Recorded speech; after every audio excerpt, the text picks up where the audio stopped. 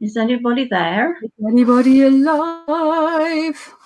Hello. I don't know if anyone's watching, but we are starting. Hello, anyone that may be watching, and welcome to my channel, Kelly Bear. I was like, my brain farted then. And the 11th, count it, 11th installment of, hi Naomi, hi and Sandra. Hi. Of the 11th installment of the Literary Witches Project with myself, Kelly Bear, and Becca of Becca Talks and Tarot. You can see there. And yeah, Becca, do you want to tell the people watching who we've been looking at for November? Well, this month it was my turn to shuffle and draw, and we had Joy Harjo, a really interesting person. I've been watching some interviews and stuff with her on YouTube. So yeah, she is part of she's actually American Indian. She's a songwriter. A lot of her poems, the ones that we're going to be talking about tonight, are actually songs, which I found quite interesting. So yeah, and she's a feminist and an activist. She's a bunch of she's involved. She's getting involved. She's kicking ass and taking names. So I'm just going to say hi to the people that have turned up. We've got Naomi Hewitt is here, Sandra of the Whispering World, Jamie Kelly is here, Laura over at Aquamarine 18, Kimberly Meyer is here. Lovely to see you all. Welcome. So yeah, Joy Harjo. Now, when I pulled Joy Harjo and we saw that she was a poet, I did see. Oh, it was you that pulled, was it? No, sorry, when you pulled her. Sorry, I can't remember. When you pulled the card, I did see you're like, oh, you know, she's a poet, and oh god. So how did you get on with Joy's poetry? I don't think you need to ask. I was more interested in her as a person. Mm-hmm. Poetry, I mean, I have all my poetry on my notes. So I've got every single poem. Oh wow, well done. We've been doing on my notes. And, you know, they are beautiful. And I found that I could relate to them more when I heard her sing. And thankfully, we've got a lot of her, a lot of videos on YouTube of her doing precisely that. Mm. So I really don't gel with poetry, but the fact that some of these were actually songs and they'd got a melody to them kind of made them easier to process, if that makes sense. Yeah, totally. So just for just to let everyone know the poems that we were looking at, I've picked 6 poems, or I picked 6 poems. I tried to pick 6 of her sort of most like prominent ones. So we had she had some horses. The second one is called Remember. The third poem is called Grace. The fourth one is called I Give You Back. The fifth one, Perhaps the World Ends Here, and the 6th one was Eagle Poem. And yeah, that's interesting what you're saying about Joy's sort of performance of the poems. All these poems can be found on YouTube, videos of Joy herself performing them. And because she's a member of the Muscogee Creek Nation, she's Native American. She is using the traditions of her native heritage and bringing that into her poetry. So she uses music, she uses singing, she uses her voice in interesting ways with intonation and the sounds that she makes with her voice. And I think that lends something extra to the poems. Did you have a favorite, Becca? I think the most powerful one for me was Remember. Mm-hmm. That was one of my faves as well. It's beautiful. Yeah. Just beautiful. Because she's talking about the sun and the moon. And one of my favorite lines, Remember sundown and the giving way to night. Remember your birth, how your mother struggled to give you form and breath. You are evidence of her life and her mother's and hers. So it just is really beautiful. So I think that was my favourite. What I really like about this one is it feels like a prayer or an offering. And actually, I did something spontaneous at my altar every day this week when I was doing my offerings and my daily stuff that I do at my altar, and actually offering each of the poems each day to spirits, and found that they felt appropriate to read as an offering. So I might continue that with some of her poetry at my altar. I think that was quite nice. Antoinette, Intuitive Tarot and Jewelry, hello, welcome. Is this the first time you've joined in? I don't recognize your name. Either way, welcome, hello. I really like how Joy, her Muskogee Creek Nation, the beliefs that they have, the sort of everything is connected, is that very animist point of view, very animist way of seeing the world, and that she doesn't see any separation between you, me, sky, earth, animals, plants, everything. And I just really love that, because then everything becomes sacred and important. Nothing is there's something so special about the spirituality of the Native Americans. It's just I love the way that they express that, that we're part of everything. When, like you say, we're not separate from the stars, the moon, the sun. And it starts off the poem right off the bat. I love this. Remember the sky that you were born under. Know each of the stars' stories. Remember the moon. Know who she is. And that fascinated me straight away. And it's very much like an offering, isn't it? Yeah, there's also something very comforting about it. So it has ties in with sort of animistic and pantheistic paganism, and with Shintoism, for example, looking at another area of the world which has that sort of animistic viewpoint, the way of looking at the world. And it's just, it's very comforting to know that because she talks in a lot of her poems, I noticed there was a lot of talk of generations and cycles and connectedness. So you get this real feeling of interconnectedness, but also this sense of being held in a long line and a long lineage. And much has come before you and much will go after you, and that you are part of it, and although you're a small part of it, you are not insignificant. And I think that's really lovely as well. So it's a beautiful poem, and like you say, it does read more like a prayer. And I think that's a fabulous idea, because I could my altar, well, I don't call it an altar, I call it a sacred space. And I've got all my bits on there, like my hares, foxes, owls. I've got Gaia on there. So I think, to light some incense and a candle and just repeat this is a really powerful thing. Yeah, definitely. Jesse's here. Hello, Jessie. Rona's here. Lisa, Amber, hello. Wow, lovely to see you all here.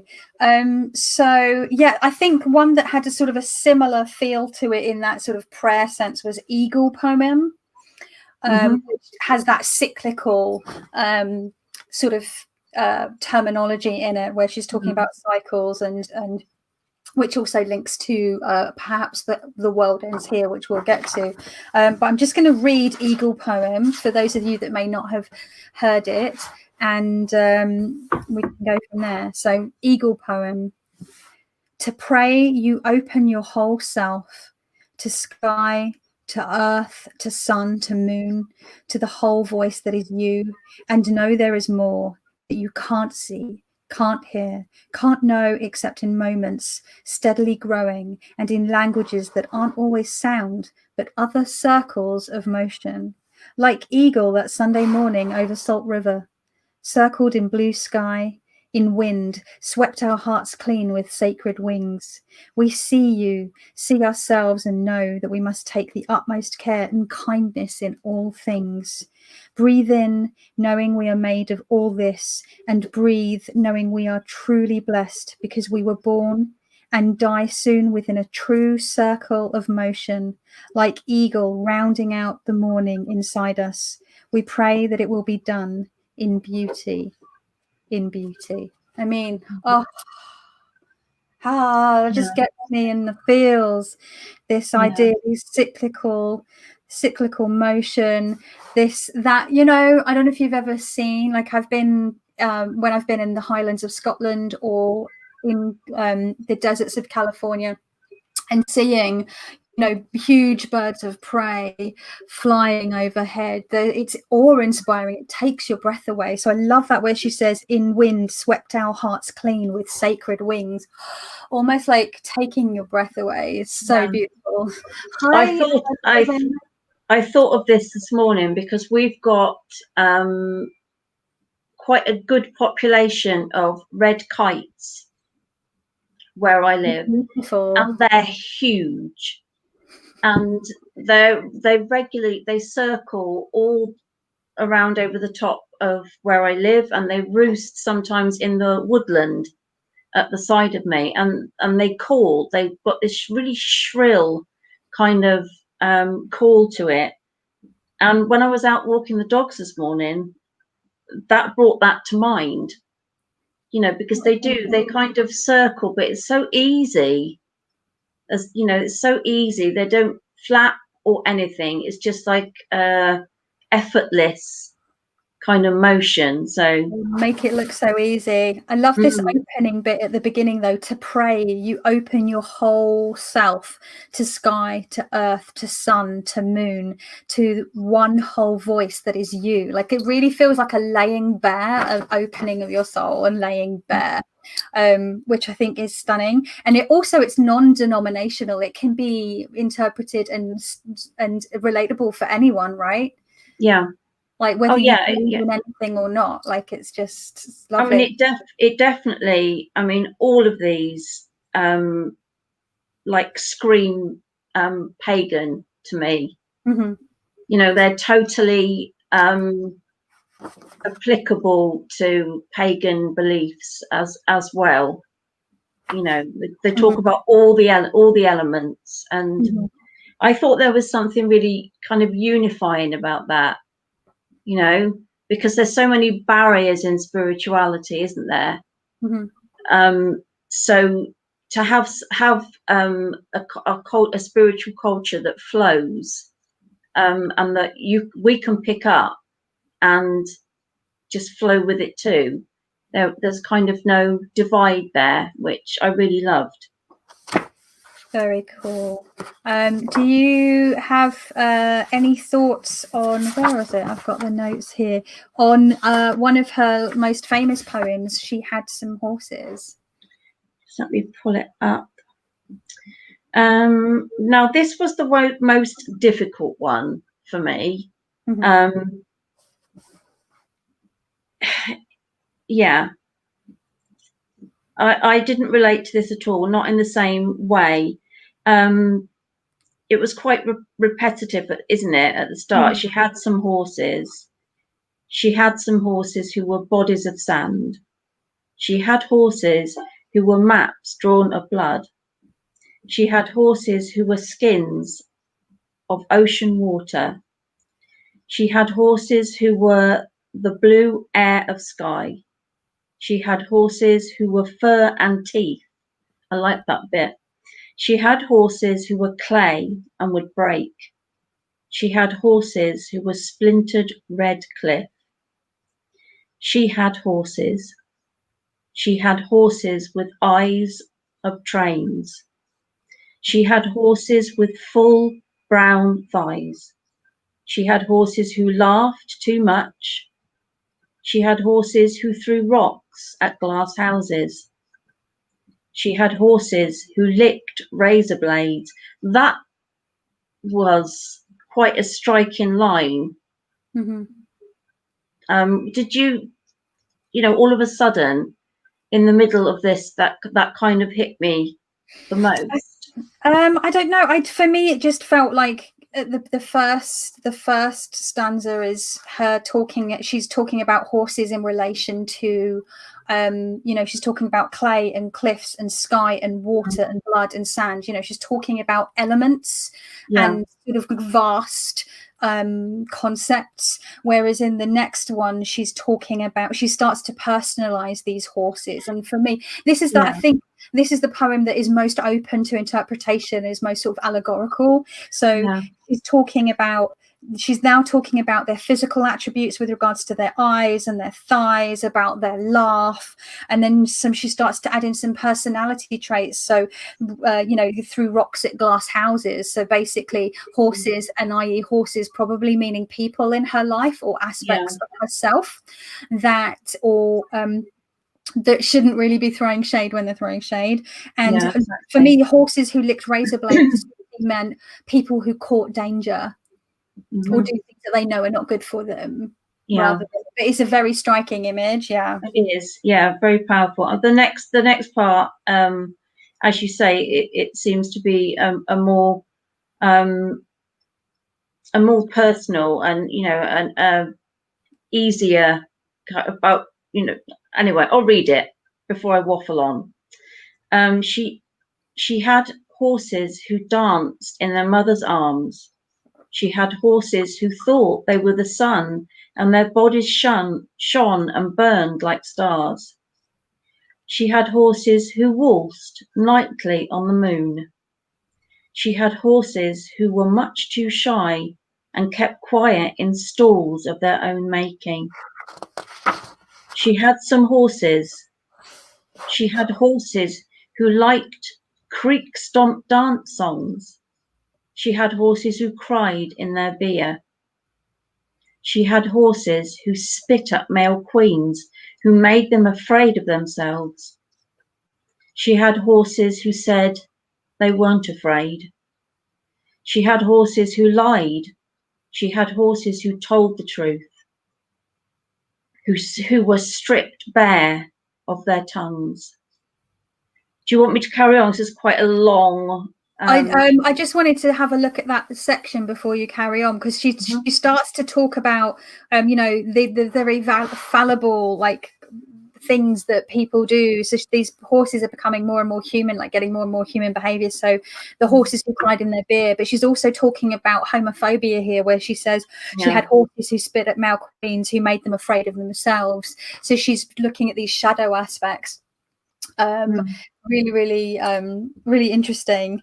And talking about lying and things like that. So very fallible and sort of shady elements of human behavior.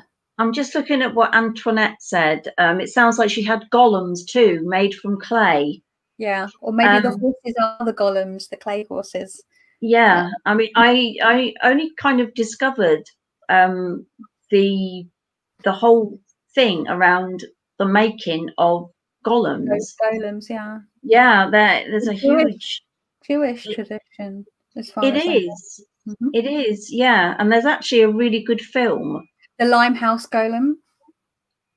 I think it might be, where she brings her son back to life. Oh no, that's a different one then. The Limehouse Golem is about a murderer in the streets of London, Victorian London. So that's right up my street. Historical murder stuff. This is a different one, which it's really powerful. They are like a little Jewish community, quite persecuted. This is totally different to the film I was thinking. Holy hell!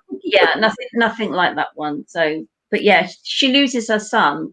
Her son dies, and so she uses the extra books in the Jewish religion, and she makes a clay golem in order to bring her son or a boy back to life. So, and it goes horribly wrong. as you might guess. As these things tend to do in these things, Yeah. right? It always goes horribly wrong. We've only just read Frankenstein last month, and we're like, this is not going to end well, Victor. No. Already. Do you want to carry on reading the poem? Okay. She had some horses who called themselves horse. She had some horses who called themselves spirit and kept their voice secret to themselves. She had horses who had no names. She had horses who had books of names. She had some horses. She had horses who whispered in the dark, who were afraid to speak. She had horses who screamed out of fear of the silence, who carried knives to protect themselves from ghosts. She had horses who waited for destruction. She had horses who waited for resurrection. She had some horses. She had horses who got down on their knees for any saviour. She had horses who thought their high price had saved them.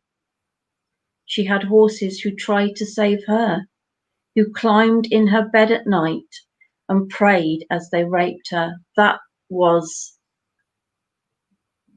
pretty content warning. Sorry, I meant to put a content warning up top, I'm afraid. Trigger warnings and content warnings. That's my bad. There's some gnarly stuff in some of these poems. Just be aware if you haven't seen these in advance. So we're on the last few lines now. She had some horses. She had some horses she loved. She had some horses she hated. These were the same horses.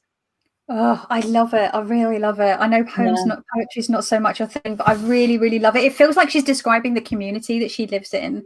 And there's that guy over there that cries into his beer, and that guy over there that's like a homophobic shitbag. And there's this woman over here that's been through some, and I love that last bit here where she has she's talking about people that are sort of, the horses getting down on their knees for any savior, and horses who thought their high price had saved them, just a real commentary on society and the way it's structured, and classism, and the way the rich can treat the poor. And it's just a real and also these horses, they're also where she says she had some horses she loved, she had some horses she hated.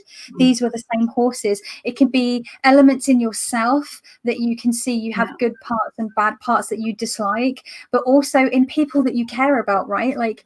There are people that I know and care about who are just being absolute stupid shits with regards to COVID, and I just want to fucking throttle them. I love them, but they are fucking assholes at the same time about this, and I can't, and I see some friends doing stuff, and I'm like, oh my god, just what? I mean, there's so much that you could interpret. You could read into this poem so much. To me, when I was reading it, it was almost like in some parts she was people watching. The community around her, just sitting there observing them. That's a really good point. And then it switched then from looking outwards at the community to looking at herself and things that were happening to her. So she was a member of that community. But instead of watching other people deal with their shit, she's got to deal with her shit. And it's pretty shit. Laura Aquamarine 18 has a really interesting point. She had some horses as opposed to she has. That's true to think about, but also because if I think about Joy Harjo's life and where she grew up and the difficulties she had, but then she went away and she went to get her education. She moved away from where did she originally grow up? She went to Santa Fe, New Mexico for her degree, her initial degree. She grew up in oh my god, my brain. Hang on, I've got it here. Hang on my title. Hang on. Why is my brain? I've got my notebook here. I could just bloody. Oh, I've got it here. Okay. So she was born in Tulsa, Oklahoma. That's it, Oklahoma. Tulsa, Oklahoma. Apologies, my brain is a bit. Yeah, and she earned a BA from the University of New Mexico and an MFA from the Iowa Writers Workshop. So she's yeah. So she moved away from that. So she moved away from her upbringing to get her education. So maybe that's why she was saying, because when she wrote that, though, she had some horses is like 1983. So I think she's teaching by 1983. I can actually even tell you where. I've just dropped all my object cards, you know, the ones, right? 1983, she was teaching at the Indigenous American Institute of the Arts, I believe it was. So yeah, she was where was that? Hang on. Why can't I find it? And she was also a saxophonist as well. Well, she started playing the saxophone at 40. Yeah, and she tours around with a band called Aerodynamics.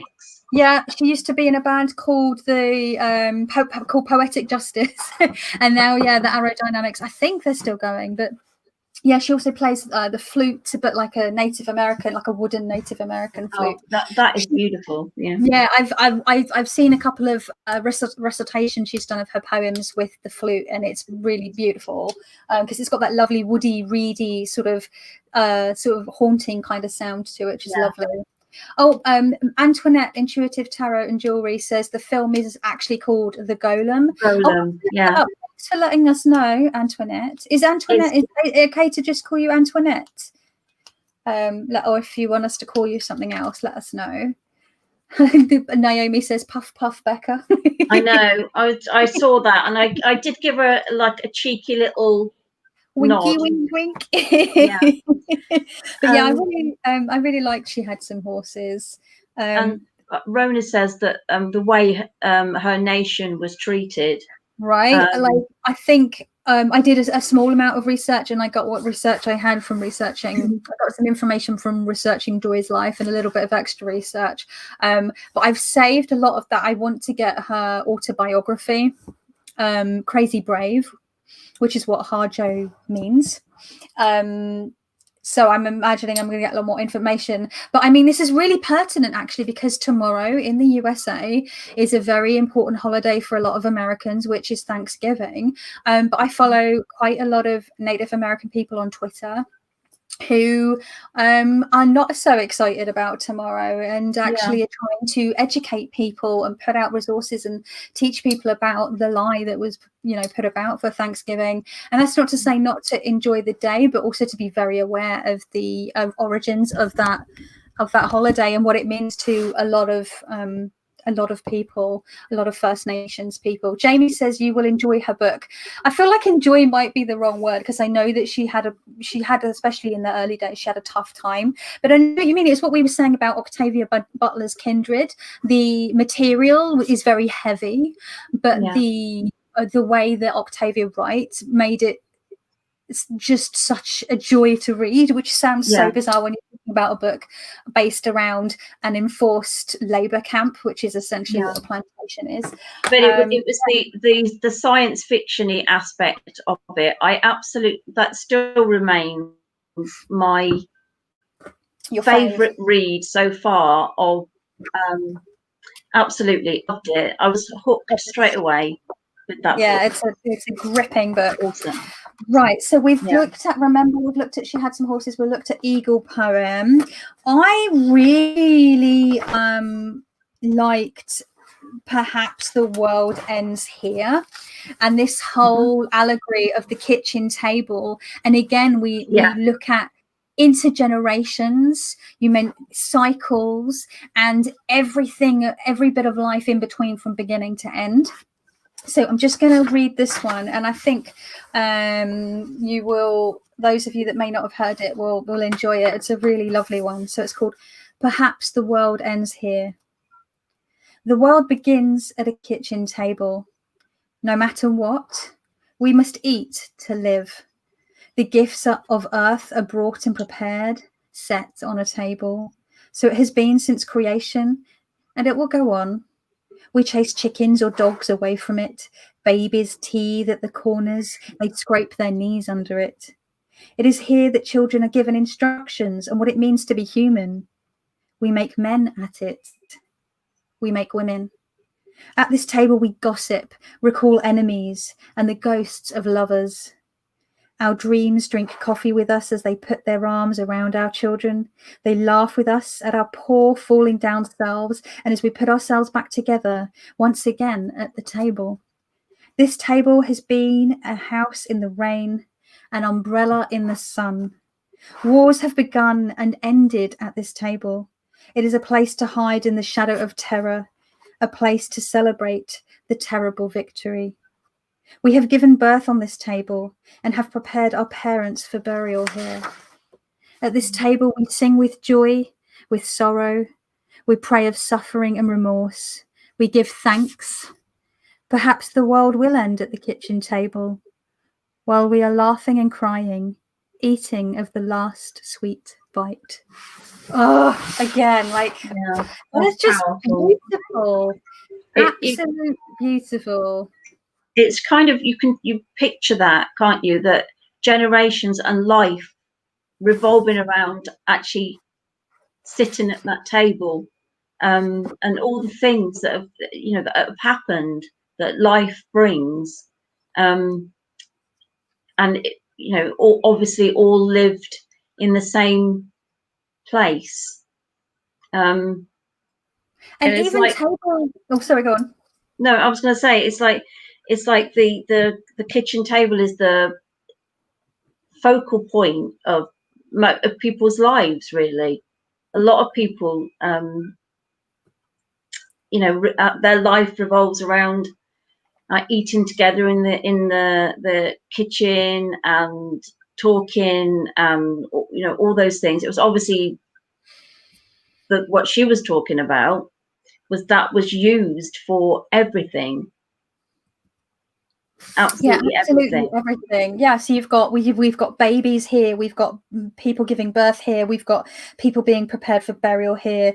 I love that at this table we gossip, recall enemies and the ghosts of lovers. That sitting around with whiskey or beer or coffee or tea and just setting the world to rights, or just having a cry and sit down, have a cup of tea, have a biscuit, just people getting together for Christmas dinners, children running around bashing their head.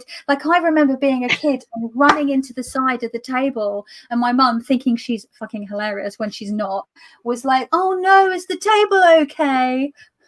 Thinking that it would make me not cry.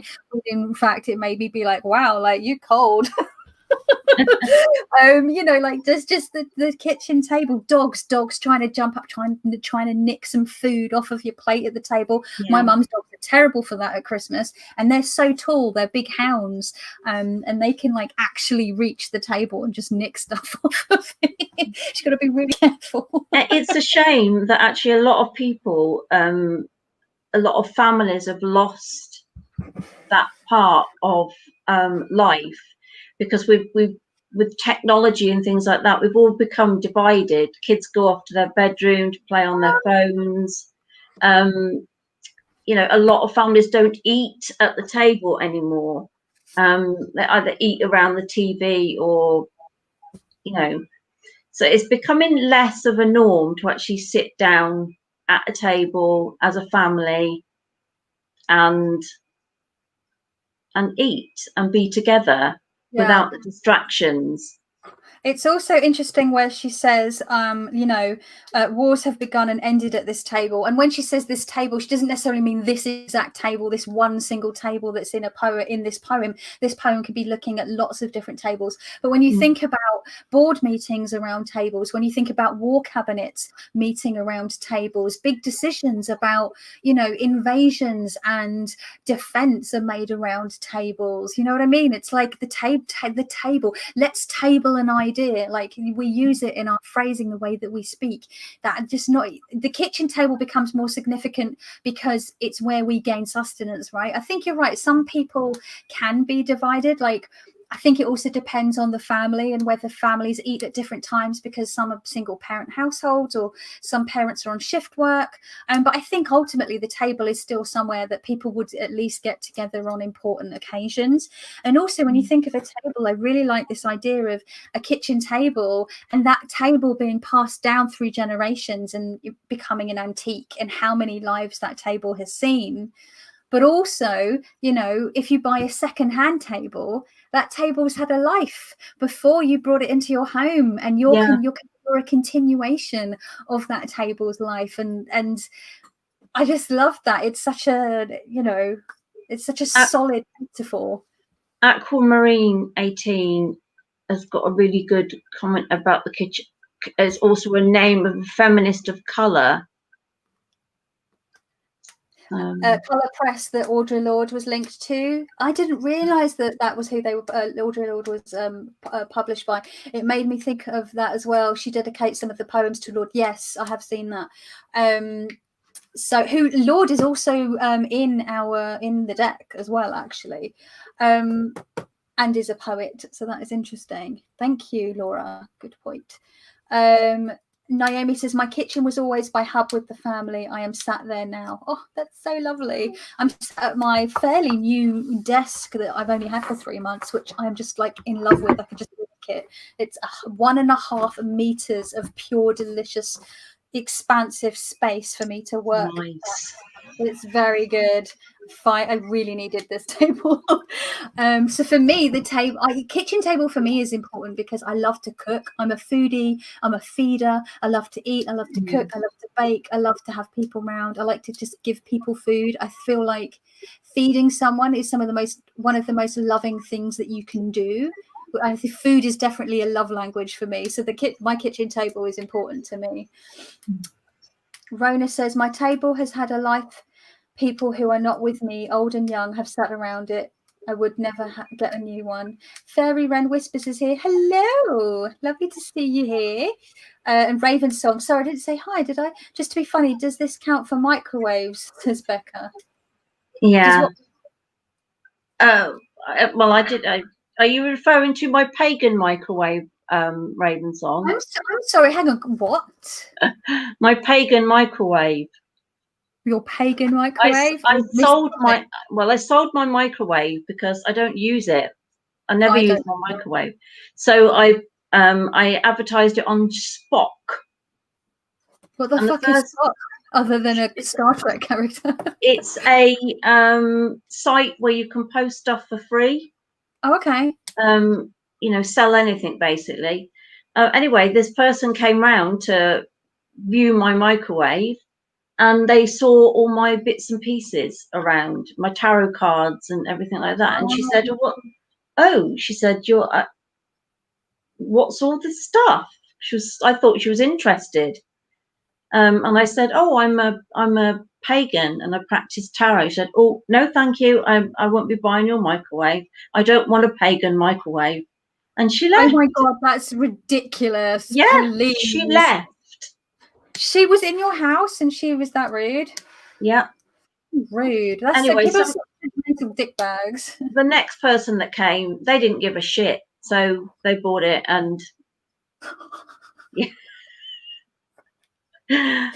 You know, they didn't. I love that. Yeah. Oh my God. Anyway, sidetracked. Jamie says the table was imported to my mum as well. I inherited her table and I honour that table. How lovely. How lovely. Yeah, it's ridiculous, isn't it? My goodness, the pagan microwave. I don't have a microwave either, though. It was like it would be infected with paganness. It probably just means it'll work better. Yeah. Because it's got a little magic on it. Oh dear, how bizarre. I hadn't heard that story. Yep. Do you want to hang on? What was one of the other ones? Have a look at, because it's already 20 to 10. Have a look at I Give You Back, which is a really powerful one.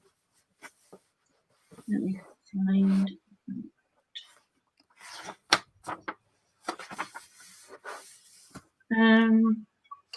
I haven't got that on my thing. I can pull it up. I'm sure I have that. Got I Release You. She said, remember, think of the wind, The world in... Oh, okay. Can you read it, Kelly? Because I haven't got it on my notes for some reason. It's disappeared. It's another one of Joy's famous poems. It's called I Give You Back. It's quite powerful, and trigger warning, content warning for some gnarly sort of some stuff, brutalization and so forth. So I release you, my beautiful and terrible fear. I release you. You are my beloved and hated twin, but now I don't know you as myself. I release you with all the pain I would know at the death of my children. You are not my blood anymore. I give you back to the soldiers who burned down my home, beheaded my children, raped and sodomized my brothers and sisters. I give you back to those who stole the food from our plates when we were starving. I release you, fear, because you hold these scenes in front of me, and I was born with eyes that can never close. I release you. I release you. I release you. I release you. I'm not afraid to be angry. I'm not afraid to rejoice. I'm not afraid to be black. I'm not afraid to be white. I'm not afraid to be hungry. I'm not afraid to be full. I'm not afraid to be hated. I'm not afraid to be loved. To be loved. To be loved, fear. Oh, you have choked me, but I gave you the leash. You have gutted me, but I gave you the knife. You have devoured me, but I laid myself across the fire. I take myself back, fear. You are not my shadow any longer. I won't hold you in my hands. You can't live in my eyes, my ears, my voice, my belly, or in my heart. My heart, my heart, my heart. But come here, fear. I am alive, and you are so afraid of dying. I found it. It came up on my notes. Very powerful, that one. Extremely hard to I'm almost glad that you read it rather than me. Yeah, you can see there's the part where she's talking about, obviously the way that indigenous peoples in the Americas were treated, and what, the way that they were essentially massacred and treated appallingly, and that sort of intergenerational trauma that carries through. But also there's this, she's talking about giving this fear back, but she's repeating, almost like she has to convince herself she doesn't need this fish, doesn't want it anymore, but she's still trying to convince herself, because she's saying, I release you, I release you, I release you, I release you. She says it 4 times, like she's trying to like really sort of, almost tell herself as well as her fear she doesn't need it anymore. And at the end she says, but come here, fear. So is she welcoming it back? It's a really interesting poem, but it's really powerful. And the repetition of the line, I am not afraid. She's telling herself, she's convincing herself that, I've done that before, just saying it over and over like a mantra to actually get it into your head and be able to accept it and believe it. Because it's all very well saying something, you have to believe it and accept it for yourself. And that's a difficult thing to do, to actually release something when something so terrible has happened, or somebody has done something so terrible to you. To actually release yourself of that trauma is almost like releasing the other person as well. You don't want to be connected anymore to them, do you? And so long as you're still going over and over what's happened, you'll always be connected. And sometimes the only way to overcome these things is to let it go and just release that person. All that fear, all that thought that keeps nagging at you. Kathy Kerr says that they're incantations. That's right. And Corvin says she's a great example of how poems can be spells. I very much felt that these poems felt like prayers and spells, incantations. And Corvin then goes to say she's really masterful in all her poetry at using the litany or repetition. And I definitely noticed that in these works, this sort of repetition. Really powerful, sort of hitting. It's that almost like the hitting of the hammer repeatedly again, but not in a sort of messy, unwieldy way, in this very fine craftsman-like way. She knows what she's doing, and she really knows how to really pack a wallop. Jamie says in this area, because Jamie's from the same area as Joy. Oh no, hang on. No, was it? Oh no, it was the Modoc. Was it you that you said, Jamie, that she was from your area? Or was it someone else? But Jamie said we in this area had the Modoc Indian Wars, and the truths he shares are the same for them. Our Klamath and Yahuskin tribes, I'm going to butcher those names, I apologize, are really just reclaiming their heritage here. So it must be a different area. Who was it that said they're from the same area as Joy? Heather's here. Hello, Heather Foley. I say I can do this to myself a lot of times too, right? Positive mental attitude, positive self-talk, affirmations, it's really interesting. This bit though, where she's not trying to give her power away. She's saying, you have choked me, but I gave you the leash. You have gutted me, I gave you the knife. She's saying she's sort of given herself over to fear at times. She's not completely faultless in that. And she's saying, I let this fear overtake me, but I'm not going to let it anymore. Anna is here as well. Anna Astro Lady Tarot. Hiya, lovely. You've been listening for a while. Cool. Thank you. Welcome. So, just really powerful. And I love the part where she says, I take myself back. Fear, you are not my shadow any longer. And it's true that fear can follow you around like a shadow. You turn around and you can't get rid of it. It follows you everywhere. I don't think there's a single person alive that hasn't had that. Whatever that shadow is, that it just follows you everywhere you go, and until you take some scissors almost. Where does that come from? There's a story or a poem where the person gets scissors and actually cuts their shadow off. Isn't that from Peter Pan, where he fights his shadow and tries to get rid of it, and then Wendy has to stitch it back onto his feet? I'm not sure. I've just got this image coming to my head of somebody taking scissors and actually cutting that shadow off. I don't know. I only know the Peter Pan reference with regards. Maybe that's my own mind. Maybe that's my own mind saying that's what I, would be a good exercise to do.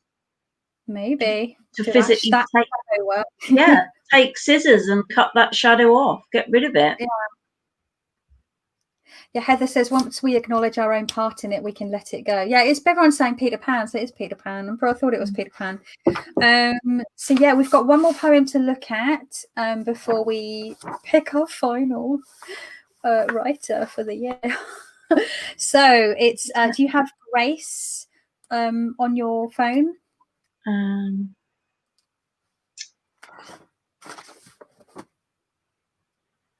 I don't know what's happened to my notes. I've got remember, think of the wind. She said, the world, I release you. Image of joy and fear poem. Okay. So I don't know why Grace hasn't come up.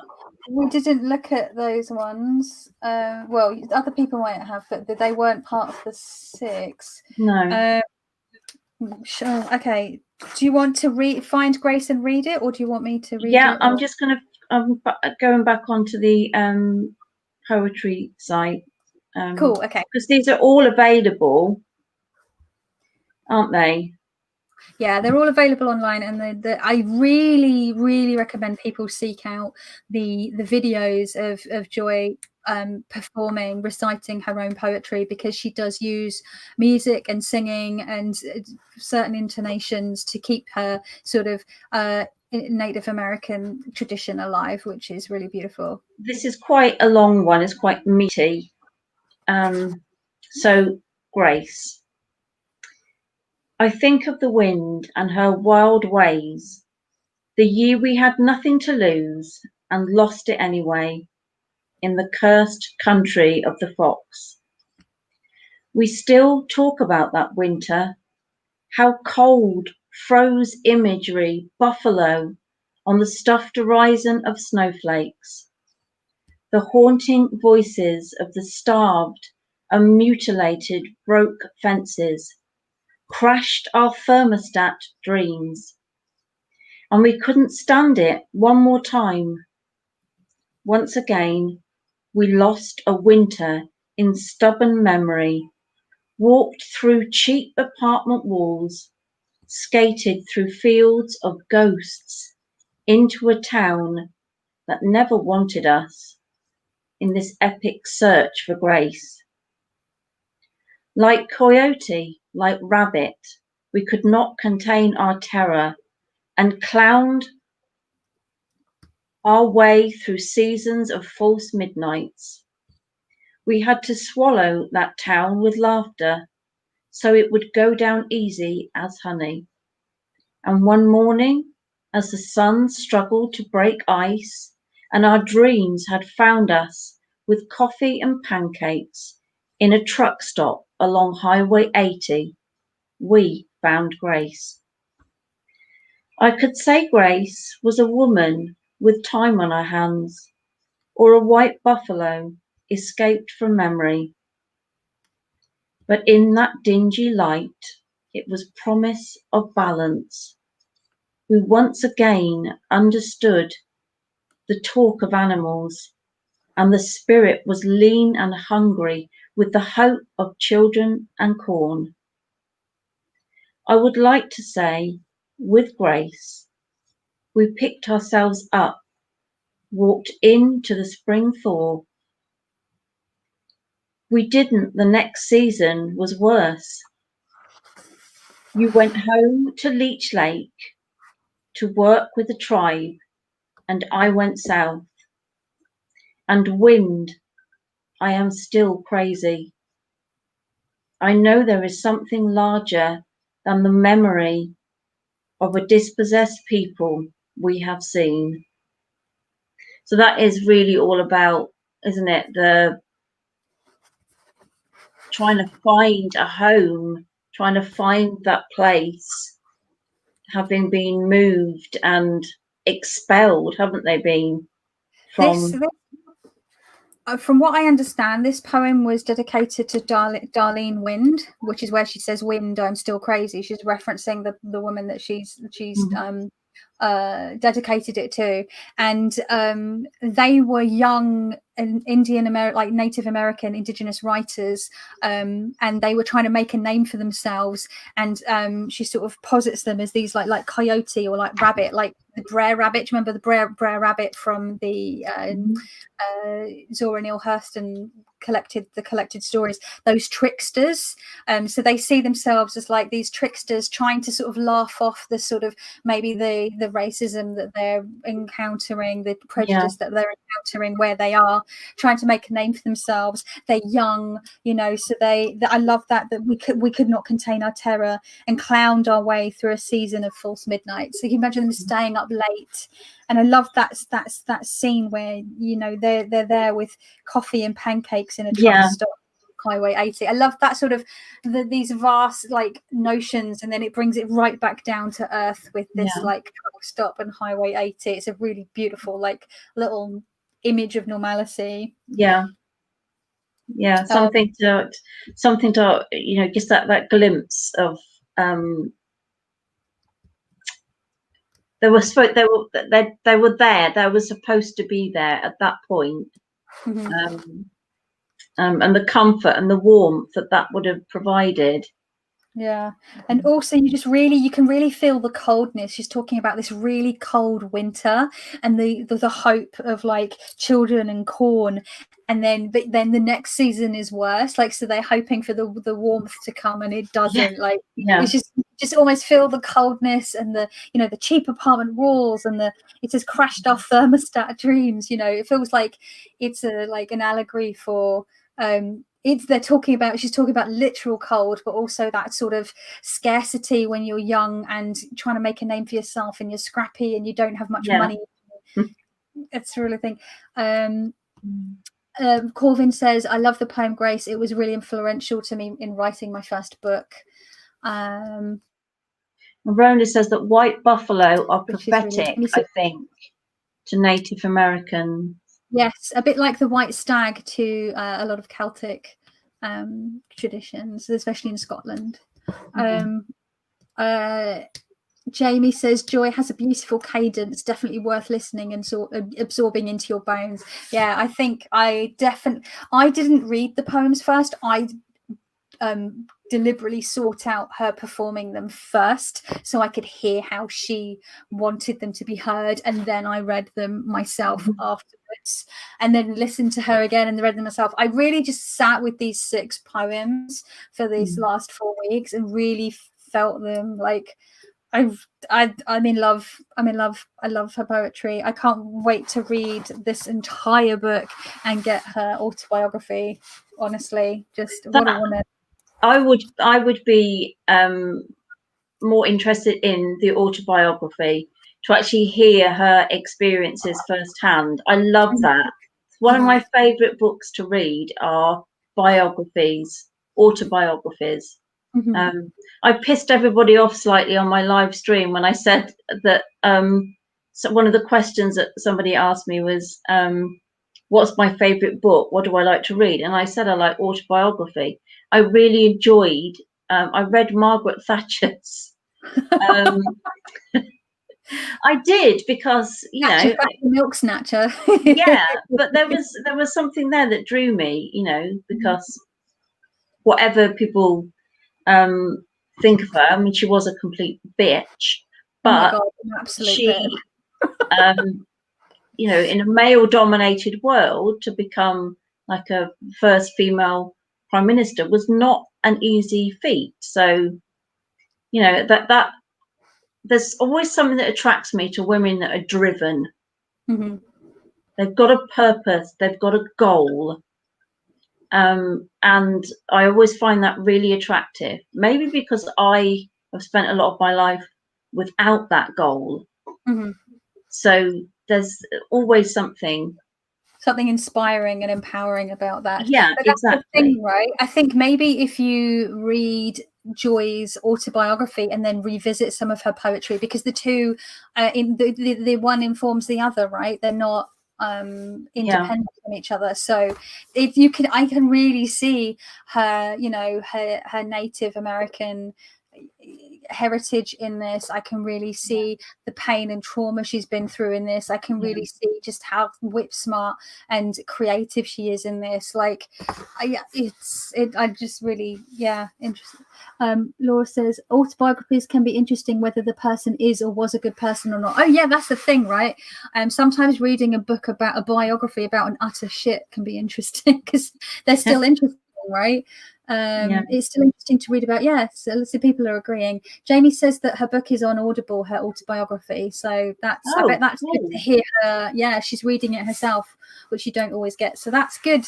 I don't have Audible, but I'll probably get the book anyway. I've put it on my wish list for next year, but I probably would like to listen to it as well, because I imagine just the way that she reads her words are really beautiful. Wow, it's 2 minutes to 10, so we have the final countdown. Oh shit, we didn't do the item cards. Did you pick item cards? Oh crap, no, I didn't. I'm so bad. It's okay, don't worry. I didn't pick any item cards. I completely forgot. Sorry, folks. That's all right. So I wasn't sure which card or cards were meant to be for Joy, but I did pick out the wings because of the eagle poem. Yeah. I picked out, I could have picked any of the animal and plant and nature cards, honestly, because Joy has such there's loads, isn't there? Yeah. So I pulled out tree, because she talks so much about generations and roots. She talks so much about heritage, which feels like a very tree-rooted thing. I picked the moon because she just talks about the moon in a lot of her poems, and the just nature in general. And then the eye, because she talked about having eyes that can never close in I Give You Back. So those were the 4 cards that I picked. Okay, last. Oh my God, Becca, can we just for a minute just fucking what? This is the last one. I can't believe we've done this. I've taken my rings off so I can shuffle the deck because I mean business. Now, I've done something, again, breaking the rules a little bit, but I'm allowed. I have, for Becca's benefit, and also because we've already had a couple, and I know it's not everyone's favourite, removed the last remaining poets from the deck. Okay? Because I really... I can hear myself. Because we've had 3 or 4... Oh. Is it gone? No. Oh, that's gone now. Okay. Yeah. We've had a good few poets already, and I do think that Becca's not, as Becca said, not a massive fan of poetry, and I wanted to make sure that Becca had a chance to really also enjoy the final one, because Becca, you have been amazing doing this with me. I really appreciate it. I've loved it. And me constantly just waffling on whilst you're sitting there okay. No, not at all. I've actually waiting. I've had plenty of opportunity to waffle myself. So no, I've really enjoyed it, and it's been a real eye-opener as well. I know. Sorry, Laura said I could leave Audre Lorde, and I did almost, and I know that she's got an autobiography, but I really wanted a piece of actual literature for the last one. And we'll see what happens in 2021. So just we'll just see. So anyway, this is intense. So I was thinking, right, because we've done it on a Wednesday, last Friday in December will be 25 plus 7 would be the 1st of January. So actually, and the Friday before that would be Christmas Day. So I was thinking, did you want to do Wednesday the 23rd, which is Christmas Eve? That might be a good one. I mean, depending on what people are doing. I think I'm going to be here for Christmas because despite what our government have said regarding rules for Christmas, we're probably just going to stay here. I mean, I'll just go to my parents probably, and then to my sister, because we're all part of that bubble. But I'm usually back home in my little hobbit hole around 8, 9 o'clock. So yeah, that's good. I know poetry is great. I love poetry, but I know it's not Becca's jam, and I know that there's some essays as well, Laura, for Audre Lorde. But I just want something. Oh shit! Something's jumped out. Oh my God! I'm just going to take the one that jumped out. It's Gertrude Stein. Ooh, interesting. Gertrude Stein. Okay. I didn't even pick one. She jumped out. She wanted to be included. Yeah. So let me find the book. Oh God, I've just knocked that. Sorry. So let's see. I'm trying to find her. I forgot to show the Joy poem. The beautiful artwork of Katie Horan. I've just really enjoyed her artwork as well. I think she sold some of the original paintings. Really cool. So doobie doo. Can't find her. There's no index in this, is there? No, she's near the bottom. I've got her. 101. Yeah, I've got her. American expatriate and modernist innovator. I didn't realize she was born so far back into the 19th century, Gertrude Stein. Wow, okay. Madam of Roses, Geometry and Repetition. Okay. That sounds all interesting. Yes. So do you want to read the little bit that is just above the recommended reading, but below the sort of poetic stuff? What, Gertrude Stein's Paris Salon, that bit? Yes. Yes. Okay. So Gertrude Stein's Paris Salon, for goodness sake, was host to a staggering collection of modern art and famous visitors. Picasso, Hemingway, F. Scott Fitzgerald, and so on. Influenced by the radical painters she supported, Stein set out to create Cubism. Is that right? Yeah, Cubism. Right, yeah. Cubism in writing. She stripped her poems of narrative and logic, playing instead with spatial relationships and process. She shared her life with her romantic partner and secretary, Alice B. Tolks. I slaughtered reading that. That's all right. Sounds interesting. Yeah. So we've got, for works, we've got an autobiography, Cubist poems, or women. No, I know, women-centered stories, which is the 3 lives. I'm just having a look now, but I can't seem to find 3 lives. Where are you seeing 3 lives? I'm looking up. It says at the bottom, women-centered stories, 3 lives. Oh, yes, it does. Yeah. So we could do the autobiography, or we could do the stories about, yeah. I'm game for the autobiography. Yeah. Yeah. I don't know how long that is. If it's like War and Peace. I don't. Let me see. Gertrude Stein, autobiography of Alice B. Toklas. Let's have a look.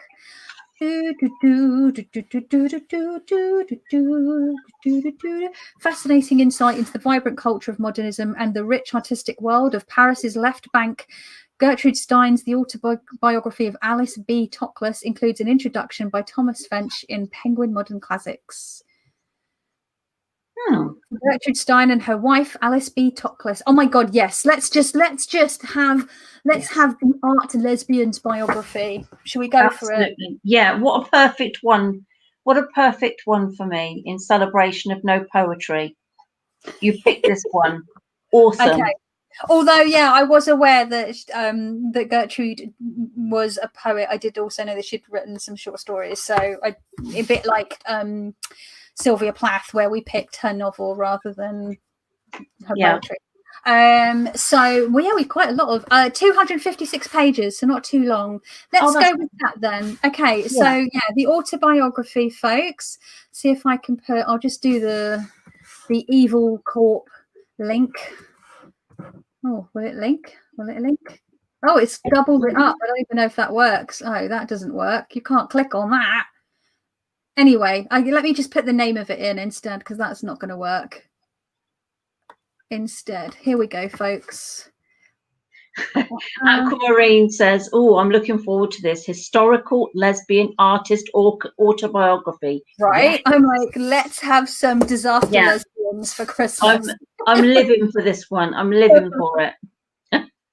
I'm into it. Okay, so we have our final. Oh my God, I'm excited. I can't believe it. So yeah, so we'll tentatively pencil in Wednesday, the 23rd of December, which is approximately not that far away. 4 weeks away. Yeah, another 4 weeks away. So I will get that bio video. I mean, we're only on the 25th of it might be 6 weeks away. No, 5 weeks away. It's close. It's still, I'm thinking it's closer to the end of November than it is. Well, it is 5 days away, but you know what I mean? I've got some time. But Jamie says, I'm getting the illustrated version with Alice's art in it. Ooh. So I'll have to have a look at that. Very cool. So yeah, and then what we're going to do, folks, is we'll have our Gertrude Stein chat, and then we were going to do in January in the new year do like a roundup. Roundup episode of the discussion, a roundup discussion chat for everyone, big round table where we'll talk about our favorite authors as people, our favorite writers as people, the favorite works of people, because sometimes, like, you prefer sometimes the work over the person and vice versa. And we'll do like, you know, we'll just have a big love in and a big chat about the project and how it's been almost an entire year. I know. I can't. In some ways, it's gone really, really fast. In other ways, it seems like we've been doing it forever. It's weird, isn't it? For me, it's gone really quickly.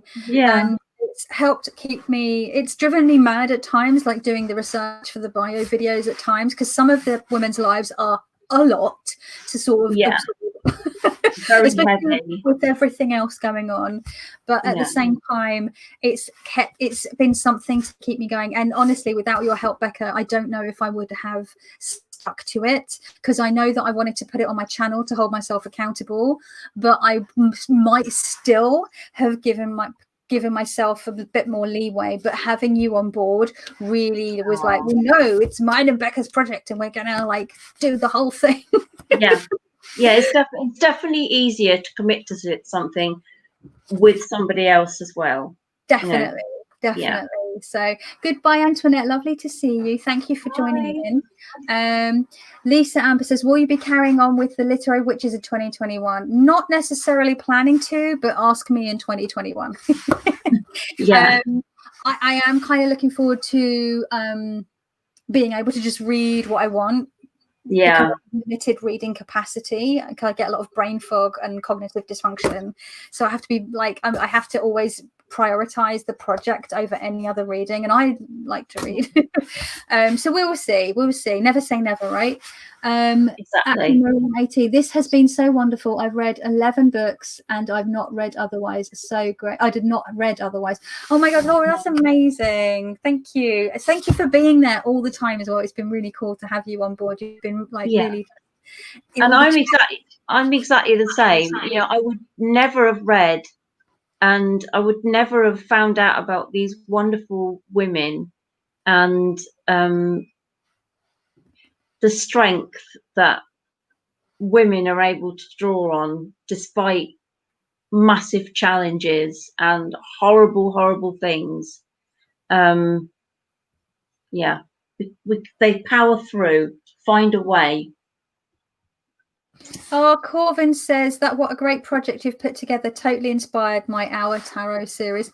Oh, because I did see that you were starting that, and that's so cool. I feel honored that this project has inspired you for your project.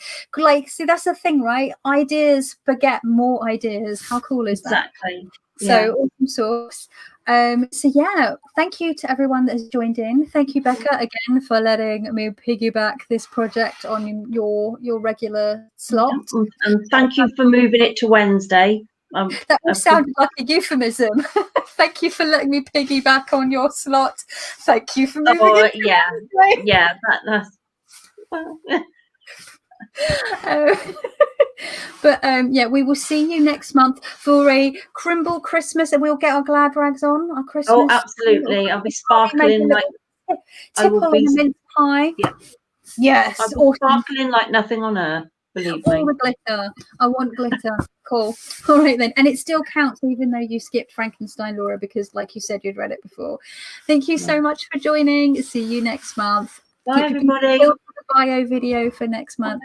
Bye. Ciao. Bye. Love you. Bye. I'm pressing chat instead of end broadcast. I'm winning here, thinking, well, have we ended yet? No.